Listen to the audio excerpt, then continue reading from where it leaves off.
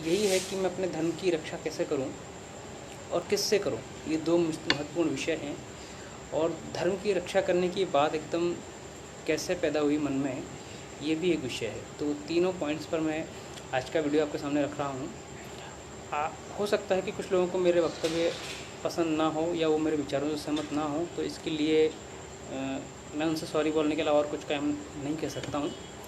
तो मैं अपनी बात शुरू करता हूँ। जैसा कि हमारा 2-5 मिनट का समय निकल चुका है और वीडियो आज कुछ शॉर्ट है, तो वीडियो को जल्दी से जल्दी लेने की कोशिश करता हूँ। मित्रों, हिंदू धर्म को रक्षा की आवश्यकता क्यों पड़ी और हिंदू धर्म की रक्षा करनी क्यों चाहिए, ये विषय सबसे इम्पोर्टेंट है। देखिए, क्या है कि अगर कोई भी व्यक्ति कुछ भी नहीं है तो वो स्वाभाविक रूप से सनातनी है, हिंदू है, इसमें कोई अतिशयोक्ति नहीं है। एक व्यक्ति अगर मान लीजिए वो किसी भी धर्म को नहीं मानता है या उसको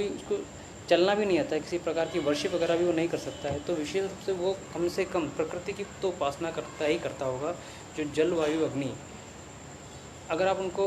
किसी भी रूप में जानते हो, आप अर्थ कह लीजिए, सॉइल कह लीजिए, आप फायर कह लीजिए, जो आप जिस भी रूप में उसको जानते हो, किसी भी संस्कृति में, किसी भी संप्रदाय में कम से कम इन 4-5 चीज़ों की पूजा तो होती ही होती है।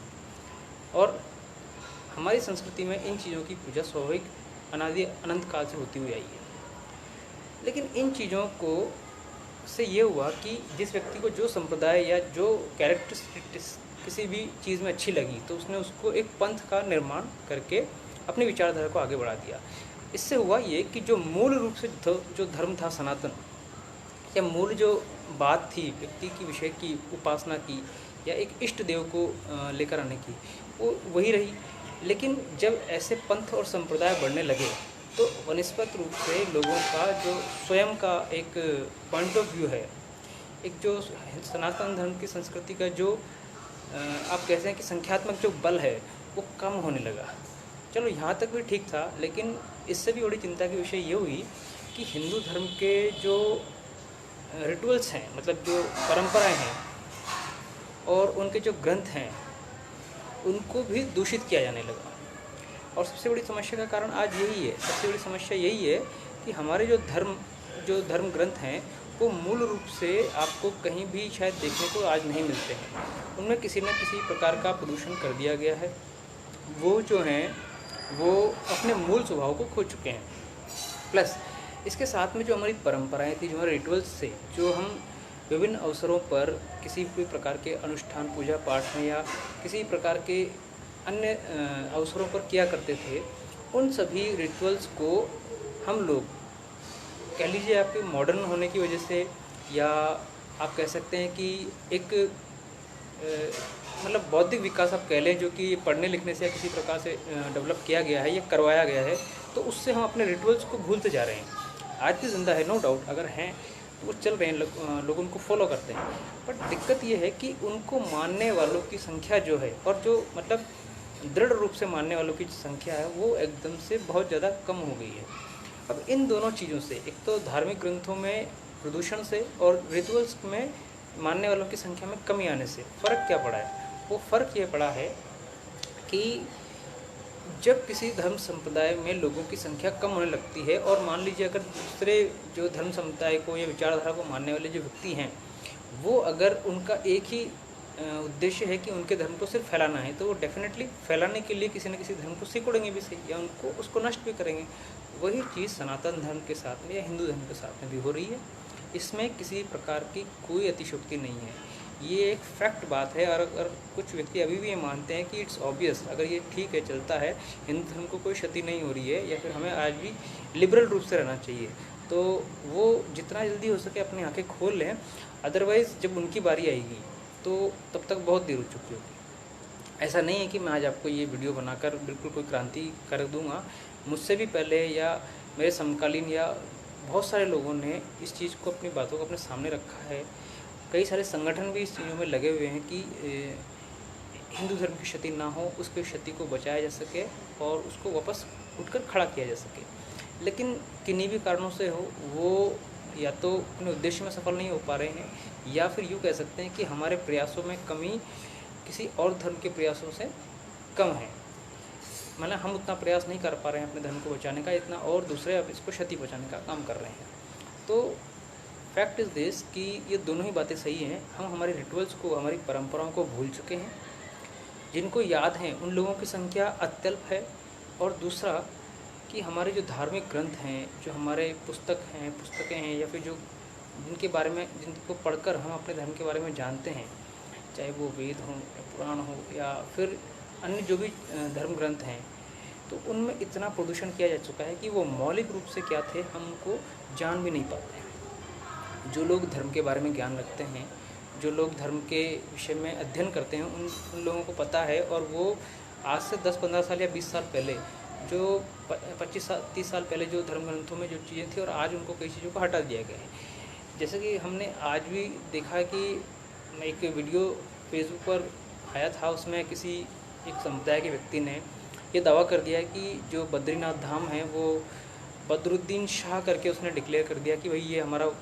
बदरुद्दीन शाह करके एक धार्मिक स्थल है और हिंदुओं ने इस पर कब्ज़ा कर रखा है। और वो ऐसा रिक्वेस्ट कर रहे थे वहाँ के हिमाचल प्रदेश के पीएम को कि आप जो है ये धार्मिक स्थल हमें, यानी कि उस अमुक संप्रदाय को वापस दिलवाएं। तो ये जो हिम्मत है या ये जो साहस है वो एकदम से नहीं आया है। उसके आने का एक सिस्टमेटिक कारण रहा है कि उन्होंने पहले जड़ों को कुचलना शुरू किया। हमारी जो नवयुवा पीढ़ी थी है, जो हम आज जो 20 से लेकर 40 साल 45 साल तक के जो व्यक्ति हैं,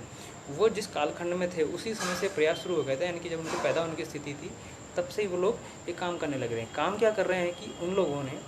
या जो हमारी संस्कृति का पतन करने का जो एक निर्णय था, जो हमारे को ख़त्म करने का निर्णय था, धार्मिक भावनाओं को, वो बड़ा सिस्टमेटिक रूप से लिया। उन्होंने हमारी जो पीढ़ी थी उसको धार्मिक रूप से आगे बढ़ने से विमुख कर दिया, उनका ध्यान बटा दिया। उनको आप कह सकते हैं कि पढ़ाई लिखाई में भी अगर बिज़ी हो गए हैं तो वो भी अच्छी बात है, लेकिन कई सारी चीज़ें ऐसी थी कि वो मनोरंजन में ज़्यादा घुसने लग गए, या वो ऐसे गलत संगत में पड़ गए कि वो अपने जो धर्म को भूल गए, अपनी परंपराओं को भूल गए। आज भी अगर आप में से मैं बात करूँ तो कितने लोग ऐसा है जो महीने में एक बार अगर रामायण पाठ या गीता पाठ या सुंदरकांड या जो भी आपके धर्म ग्रंथ आपको पसंद है, वो कितनी बार आप पठन पाठन कर पाते हैं। मंदिर जाना एक अलग बात है, मंदिर जाने से वो चीज़ें डेवलप होती हैं, लेकिन फिर भी बहुत सारे लोग, मतलब मैं खुद भी, जैसे अभी कोरोना काल का तो ज़्यादा नहीं जा पाते हैं, लेकिन फिर भी हम लोग भी एक महीने में मुश्किल से 4 बार ही या 6 बार ही मंदिर जा पाया करते थे। माने एक 30 दिन में से अगर हम 6 दिन मंदिर जा पा रहे हैं तो ये एक बहुत छोटा पार्ट है हमारी स्पिरिचुअलिटी से जुड़ने का। तो हम तो वैसे ही कट कर अलग होते जा रहे हैं। और इस संबंध में जहाँ दूसरे धर्मों की अगर हम बात करें तो वहाँ पर नियमित रूप से इस चीज़ को फॉलो करने की हिदायत उनको दी जाती है कि आप इस चीज़ को फॉलो करें। चाहे आप किसी भी व्यवसाय में हो, चाहे आप नौकरी में हो, चाहे बिजनेस में हो, आपको धार्मिक रूप से जुड़े रहना ज़रूरी है। तो एक पिछड़ापन हमारा ये भी आ गया, बैकवर्ड हम इस चीज़ में भी हो गए। तो और दूसरी बात ये थी कि जो अभी मैंने आपको एक चीज़ शेयर की कि वो बद्रीनाथ धाम विषय के लिए जो हमारा धार्मिक स्थल है, हमारा देवालय है, उस पर उन्होंने एक तरह से अपना स्वामित्व साबित करने की कोशिश की है। तो इसका भी अगर मान लीजिए कि कोई विरोध ना हो तो वो लोग उन्होंने अगर आज ये स्वामित्व की जो घोषणा की है या उन्होंने बताया कि ऐसा है, तो उनकी एकदम से तो हिम्मत हुई नहीं है। इसके उन्होंने प्रॉपर तैयारी की होगी, क्योंकि जहाँ तक मेरा मानना है किसी भी चीज़ को पब्लिकली बोलने के लिए कम से कम आपकी इतनी तैयारी होनी चाहिए जो कानूनन हो या फिर सामाजिक रूप में से हो, या फिर आप दूसरे जो संप्रदाय हैं, यानी कि हम जो लोग हैं, हमारे मानसिक पतन की एक स्थिति हो, उन सबका एक प्रॉपर जायज़ा लेकर ये सब काम किया जाता है। तो कम से कम आप इतना तो मान के चलिए कि ये जो आज साहस किया है किसी भी व्यक्ति के द्वारा बद्रीनाथ धाम के लिए, तो वो कम से कम छोटा प्रयास तो नहीं है, और न ही ये एक संयोग है, ये पूर्ण रूप से एक प्रयोग जो पुराने समय से चले आ रहे हैं उसी के कंटिन्यूशन में ये चीज़ है। तो कहने का मतलब ये है मेरे मित्रों कि हम लोग हमारी ही गलतियों की वजह से अपने धार्मिक स्थल खोते जा रहे हैं, अपनी धार्मिकता खोते जा रहे हैं, और अपनी जो एक संस्कृति थी, हमारी जो एक स्ट्रेंथ कहेंगे, आप उसको पहचान तो नहीं कह सकते, लेकिन स्ट्रेंथ कहेंगे, जो हमें बल देती थी मानव को मानव होने का। क्योंकि सनातन धर्म किसी भी एक पूजा पद्धति को सपोर्ट नहीं करता है, वो मानव को प्रकृति से जोड़कर मानव को मानव होने का एक सबसे बड़ा काम करता है। माने हम किसी भी एक पूजा पद्धति को ना सपोर्ट करके व्यक्तित्व विकास को, प्रकृति विकास को ज़्यादा महत्व देते हैं, क्योंकि ये एक तरह से लिबरल होने का भी चीज़ है। लेकिन आपको एक बात मैं स्पष्ट कर देना चाहता हूँ कि आप किसी भी दूसरे धर्म का भले ही विरोध ना करें, लेकिन कम से कम अगर आप अपने धर्म की रक्षा करने का प्रयास करते हैं तो आपको एक सेटिस्फेक्शन और एक लाभ ये होता है कि आप भले दूसरे धर्म का विरोध ना कर रहे हो, लेकिन अपने धर्म को बचाने का एक इनिशिएटिव आप ले लेते हैं। दोस्तों, ये बहुत ज़रूरी है। अगर मान लीजिए, सपोज़ कीजिए, आप एक विचार करके देखिए कि अगर मान लीजिए सनातन धर्म के या हिंदू धर्म के कोई भी व्यक्ति किसी भी जो बात अगर मान लीजिए समाज में उठती है उसका विरोध नहीं करते हैं, आप अपने धार्मिक स्थलों को जो अभी कोई भी व्यक्ति उसके ऊपर दावा कर देता है कि ये हमारा है, हम कानूनन रूप से इसको जो है हथिया लेंगे या फिर हम समूह बल के हिसाब से वहाँ पर जाकर प्रदर्शन करेंगे और आपको ये लौटाना पड़ेगा। बड़ी मुश्किलों से तो जाकर अभी एक धार्मिक स्थल का हमारे निर्माण, राम मंदिर का निर्माण शुरू हुआ है और अभी इतने अनगिनत मंदिर और देवालय हमारे अभी भी हमारे से दूर हैं, चाहे उनको कानूनन रूप से हमें लेना पड़े या संख्या बल के हिसाब से लेना पड़े, लेकिन अभी बहुत सारे विषय दूर हैं। और ऐसी परिस्थिति में अगर मान लीजिए बद्रीनाथ धाम के ऊपर ऐसा अगर किसी ने दावा कर दिया है तो फिर ये एक बहुत बड़ी चिंता का विषय बन जाता है। तो दोस्तों, इसमें वही चीज़ करनी पड़े जो 1992 में या सभी के एक जो आंदोलन हुआ था श्री राम मंदिर के लिए, कि राम मंदिर के लिए जो एक बाबरी विध्वंस उन्होंने किया था, ऐसा अगर कुछ काम करना पड़े तो उन परिस्थितियों में, आज की परिस्थितियों में फ़र्क क्या रह जाता है। देखिए, आज समय वैसा नहीं है और ना ही हमें ऐसे प्रयास करने चाहिए। मैंने जैसे ही आपसे पहले भी निवेदन किया है कि हमारे जितने भी धार्मिक स्थल और देवालय हैं वो अभी हिंदुओं के अधीन नहीं है। हिंदुओं के अधीन नहीं है तो हमारे उसमें एडमिनिस्ट्रेटिव पावर नहीं है, हमारी उसमें फिनेंशियल इंटरफेरेंस नहीं है। आप समझने का प्रयास कीजिएगा इस चीज़ को। तो इन दोनों चीज़ों के ना होने की वजह से और इनका जो प्रॉपर एडमिनिस्ट्रेशन है वो गवर्नमेंट ऑफ इंडिया के पास होने की वजह से हमें हर बार किसी भी फैसले के लिए गवर्नमेंट ऑफ इंडिया को ताकना पड़ता है, उसको देखना पड़ता है कि वो इस संबंध में फैसला लेगी। लेकिन क्योंकि भारत एक पंथ निरपेक्ष राष्ट्र है, इसलिए यहाँ पर सभी धर्मों को गवर्नमेंट एक ही नज़र से दिखेगी, इस बात को आप मान कर चलिए। तो वो कैसे फिर हिंदू धर्म की रक्षा के लिए प्रयास करेगी, इसका आप अपने मन में विचार करके देख लीजिए। तो फिर इसका समाधान किस प्रकार करें? क्या हमारे धार्मिक स्थलों को हम जाने दें? हमारे धार्मिक स्थलों को कोई भी कब्ज़ा करने की स्थिति में हो सकता है। तो आप इस चीज़ को इस तरीके से सुलझा सकते हैं, जैसे कि मैंने पहले भी रखी थी, कि हम एक हिंदू बोर्ड की मांग सरकार से करें, प्रॉपर उसका गजट नोटिफिकेशन करवाएं और उस गजट नोटिफिकेशन के अंतर्गत हमने एक ड्राफ्ट सरकार के सामने पेश करें कि हमारे जितने भी हिंदू मंदिर, देवालय और जो भी उनकी संपत्तियां हैं वो सब एक हिंदू बोर्ड के अधीन आ जाएं। इसका जो भी एडमिनिस्ट्रेटिव पावर है और इसकी जो भी फिनेंशियल पावर्स हैं वो सभी हमारे हाथ में आ जाएं, ताकि हमको जब भी अपनी संपत्ति या इस देवालयों के बारे में कोई भी निर्णय लेना हो तो उसके लिए हमें सरकार से परमिशन लेने की, सरकार की ओर देखने की ज़रूरत नहीं हो। इससे बेसिक फ़ायदा ये होगा कि इन मंदिरों में जो भी संपत्ति है उस पर हमारा अधिकार होगा। यहाँ पर जो भी गुरुकुल या यहाँ पर जो भी पुस्तकें हैं जो ओरिजिनल हैं या जिस भी रूप में अभी मौजूद हैं उस पर हमारा एडमिनिस्ट्रेशन होगा, तो हम उनको दूषित होने से बचा पाएंगे। देखिए कि कोई भी चीज़ जो आज चल रही है वो अभी जिस स्थिति में है, अगर हम उसको अभी भी पकड़ लेते हैं तो हम उसको यहाँ से सुधारने की प्रवृत्ति में ले जाने के पोजीशन में हो जाएंगे, या ना कि हम इस चीज़ को और बिगड़ने देंगे। लेकिन ये तभी पॉसिबल हो पाएगा जब हमारे मंदिरों का जो एडमिनिस्ट्रेशन है, जो प्रशासनिक का जो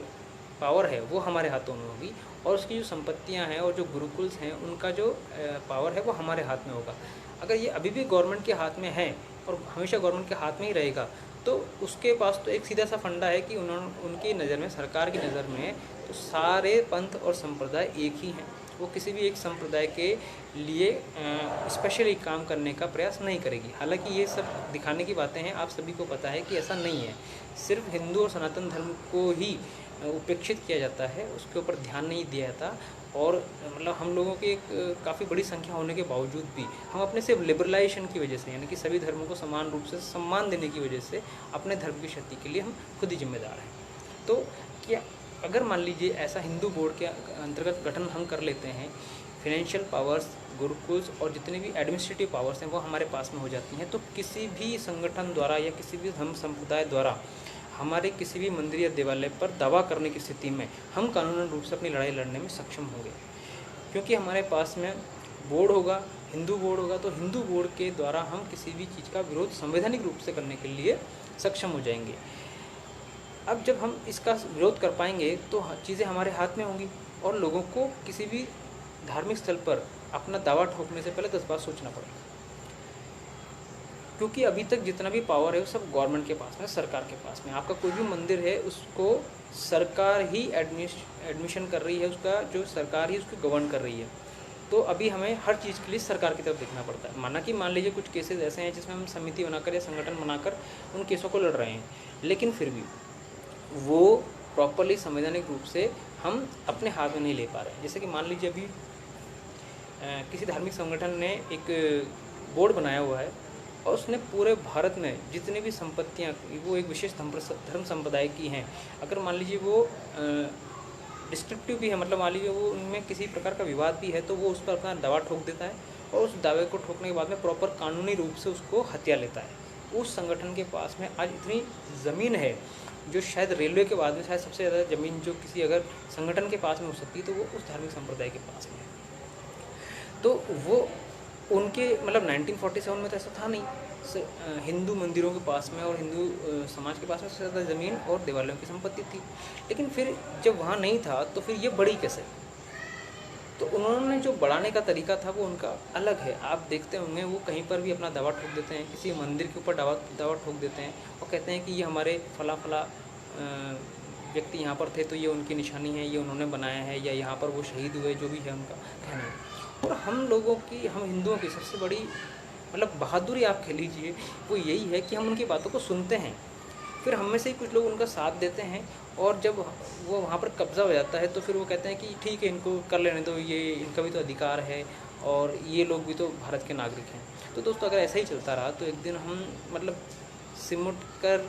कुचल कर, दब कर ऐसे हो जाएंगे कि मतलब हम लोगों को अस्तित्व ही नहीं बचेगा। देखिए, अगर आप लोग रेडी हैं, आप लोगों को इस चीज़ में कोई ऑब्जेक्शन नहीं है कि कोई भी धार्मिक संगठन आपकी संपत्ति को हथिया ले, कोई भी धार्मिक संगठन आपके देवालयों को अपने अंडर में ले ले, उनको नाश कर दे, तोड़ दे, फोड़ दे, आपकी जो पुस्तकें हैं, आपके जो रीति रिवाज परंपराएं हैं, उनको वो दूषित कर दे, अगर आपको इससे कोई ऑब्जेक्शन नहीं है तो आप कोई दिक्कत नहीं, आप अगले वीडियो को स्विच कर सकते हैं। मुझे ऐसे लोगों को अपना वीडियो मतलब देने की मेरे हिसाब से कोई आवश्यकता भी मुझे लगती नहीं। लेकिन फिर भी हम लगभग 80 से 90 करोड़ व्यक्ति जो हैं वो हिंदू धर्म, सनातन धर्म का किसी न किसी रूप से पालन करते हैं, चाहे दिन में एक ही बार अपना स्मरण करते हों, किसी अपने इष्ट देव को एक ही बार याद करते हों, लेकिन अभी भी हमारी जो संख्या है वो लगभग इतनी है। तो अगर इतनी संख्या हमारी है और अगर फिर भी कोई धार्मिक संगठन हमारे ऊपर, हमारे जो देवालय हैं, हमारे जो मंदिर हैं, उनके ऊपर दावा करता है, तो फिर हम अपने धर्म की रक्षा कैसे कर पाएंगे? हमारे पास क्या है, मतलब हमारे पास संवैधानिक रूप से क्या दर्जा है? मतलब मैं आपसे कॉन्स्टिट्यूशनली पूछना चाहूँगा कि अगर मान लीजिए मैं कहूँ कि हमारे पास यह कॉन्स्टिट्यूशनली दर्जा है, संवैधानिक दर्जा है, तो वो आपके पास में क्या है? मेरे जितने भी भाई मित्र लोग ये वीडियो देख रहे हैं, क्या वो बता सकते हैं कि हम संवैधानिक रूप से किस प्रकार से अपने धर्म की रक्षा कर सकते हैं? क्या आप में से कोई भी व्यक्ति, किसी को अगर जानकारी है तो वो प्लीज़ मुझे शेयर करिए, क्योंकि मुझे इस चीज़ की अभी तक कोई जानकारी मिली नहीं है। कोशिश किया लेकिन मिली नहीं है कि हिंदू या सनातन व्यक्ति अपने धर्म को किस प्रकार बचाए। मैं ये नहीं कह रहा कि हमें अपना धर्म को बढ़ाना है, लेकिन हम जो हैं कम से कम उसका बचाने का काम तो कर सकते हैं। तो क्या संवैधानिक रूप से अभी कोई ऐसी व्यवस्था है जिससे हिंदू धर्म की हानि होने से, हिंदू धर्म की क्षति होने से रोका जा सकता है? क्या है ऐसी कोई? मेरे हिसाब से नहीं है। इसीलिए मैंने अपने पूर्व वीडियोज़ में भी एक मांग की है कि हमको संवैधानिक रूप से अपने धर्म को बचाने के लिए एक बोर्ड की आवश्यकता है, जिसको हम हिंदू बोर्ड के रूप में जाने या सनातन बोर्ड के रूप में जाने, किसी बोर्ड के रूप में जाने। हमने उस बोर्ड में ऐसी मांग करनी चाहिए कि जितने भी देवालय, मंदिर और गुरुकुल हैं, उन सभी का प्रशासनिक अधिकार हिंदुओं को दे दिया जाए, उन सभी का फाइनेंशियली जो अधिकार है वो हिंदुओं को दे दिया जाए। हिंदू अपने हिसाब से अपनी जो समितियां हैं या जो भी उसको बनाने का काम है वो करके आप पूरे भारत में या पूरे विश्व में जहाँ पर भी हिंदू मंदिर हैं उनका जो गवर्नेंस है वो अपने हाथ में ले लें। प्लस वहाँ पर जो है किसी प्रकार की मतलब तानाशाही न चले, उसके लिए वहाँ पर कोई भी विवाद अगर होता है तो उसको कम से कम जूरी या पंचायत जो विषय हमारा पुरातन विषय है उसके हिसाब से सुलझाया जाए। और इन सभी में अगर मान लीजिए कहीं पर कोई विसंगति उत्पन्न होती है, मान लीजिए कि हमारे कोई किसी जगह पर किसी मंदिर पर दावा कर दिया गया है, तो उसके लिए केस लड़ने के लिए हिंदू बोर्ड जो है वो वकील और धनराशि या जो भी फाइनेंशियल सुविधा हैं वो उपलब्ध कराने का काम करेगा। तो ये सब जो सुविधाएं हैं, ये सब जो पावर्स हैं वो बिना संवैधानिक सुधारों के या बिना संवैधानिक बिलों के हमें नहीं मिल सकती। हम अभी भी अपने देश में ही बिना सिर पैर की लाठी लेकर घूम रहे हैं। मतलब आप हाड़ोती में कहते हैं ना कि बवाव रहे हैं, मतलब हमारा कोई एक धनी धुरी नहीं है। आज भी अगर आप कहें कि हमारे मंदिरों का कोई अमुक समिति जो है गवर्निंग कर रही है या कोई समिति संगठन लगा हुआ है, तो भी वो एक लेवल तक सीमित है। संवैधानिक रूप से आप किसी को चैलेंज नहीं कर सकते उस चीज़ को लेकर। आपको फिर भी अदालत में जाना ही पड़ेगा, और अदालत में जाने के बाद में आपको सबसे पहले संवैधानिक रूप से अपने आप को प्रूव करना पड़ेगा, जो कि हम नील बटा सन्नाटा है, हम ज़ीरो हैं। संवैधानिक रूप से हिंदुओं का कोई अस्तित्व नहीं है। हम पंथ निरपेक्ष राष्ट्र में जी रहे हैं जहाँ पर हमारा कोई अस्तित्व नहीं है। मैं आपसे फिर भी कहना चाहूँगा, इसीलिए मैंने हिंदू बोर्ड की मांग रख रखी है। जो भी व्यक्ति इस हिंदू बोर्ड की मांग से सहमत हैं, वो हमारा जो एक कार्यक्रम है जिसमें हम प्रधानमंत्री जी से इस हिंदू बोर्ड को गठित कर कर सभी लोगों को हिंदू बोर्ड के जो है मतलब गवर्निंग पावर्स के बारे में, जो ड्राफ्ट के बारे में अवेयर कराना चाहते हैं, तो आप जितने भी लोग अगर हिंदू बोर्ड का समर्थन करते हैं, पीडीएफ में आपको शेयर कर दूंगा अभी थोड़ी देर वीडियो के बाद में, तो आप उस जो नियम है या जो कानून है, जो ड्राफ्ट है, उसको गजट में प्रकाशित करने के लिए मतलब निर्भीक रूप से लग जाएँ कि अगर मान लीजिए हमें संवैधानिक रूप से दर्जा चाहिए ही चाहिए, हम संवैधानिक रूप से मजबूत हो जाएं अपने मंदिरों को बचाने में, अपने हिंदू संगठन को बचाने के लिए, तो फिर हमें संवैधानिक रूप से अपना ये दावा मजबूत करना पड़ेगा। अन्यथा कोई भी व्यक्ति आएगा हमारे मंदिर पर, हमारे देवालय पर अपना दावा ठोकेगा और वो जीत भी जाएगा। क्यों? क्योंकि उन लोगों के हाथ में मेजॉरिटी ऑफ, आप कह सकते हैं कि जो न्याय व्यवस्था है वो है, उनके पास में जो है एक सॉफ्ट जो है विक्टिम कार्ड होता है वो खेल सकते हैं। और वो हम लोगों को क्या है, हम लोग बहुत मतलब लिबरल हैं, डरपोक हैं, हम लोग उनका विरोध नहीं करेंगे बल्कि उनका और साथ देंगे, बैकडोर से उनका साथ देने की और कोशिश करेंगे, जैसे कि अभी लास्ट में 4-5 सालों में हमने किया भी है। तो जो भी व्यक्ति इस चीज़ को मानते हैं कि धर्म की रक्षा होनी चाहिए, सनातन धर्म को बचाया जाना चाहिए, और वो चाहते हैं कि हमारे आने वाली पीढ़ियों को भी कम से कम हिंदू धर्म देखने को मिले, हिंदुओं के रूप में उनकी पहचान हो सके, तो फिर हमें संवैधानिक रूप से अपने अस्तित्व की मांग को रखना ही चाहिए। जिसका एकमात्र जो तरीका है वो हिंदू बोर्ड का गठन है। हिंदू बोर्ड का गठन करके उसको गजट में प्रकाशित करने के बाद में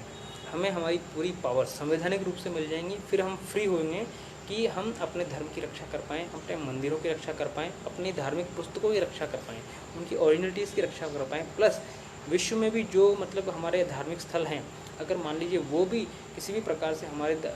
हिंदू बोर्ड के अधीन आना और इसके गवर्निंग को लेना पसंद करते हैं, तो हम वहाँ पर भी गवर्न कर सकते हैं, उनका भी प्रशासन देख सकते हैं। और जब तक संवैधानिक रूप से हमारे हाथ में कुछ नहीं आएगा तब तक हम किसी भी प्रकार से किसी भी चीज़ का विरोध संवैधानिक रूप से करने में अक्षम रहेंगे, या बात मान कर चलिए। तो इन कंटिन्यूशन में अपना वीडियो यहीं पर विराम देना चाहूँगा। जो भी व्यक्ति हिंदू बोर्ड की मांग को लेकर कंसर्न हैं, वो मानते हैं कि हिंदू बोर्ड का गठन होना चाहिए, वो लोग, मैं एक ड्राफ्ट आपके साथ में शेयर कर रहा हूँ, उसका प्रिंट आउट लेकर उस ड्राफ्ट को सीधे पीएम को आप पोस्ट कीजिए, उनसे मांग कीजिए कि ये हमारा हिंदू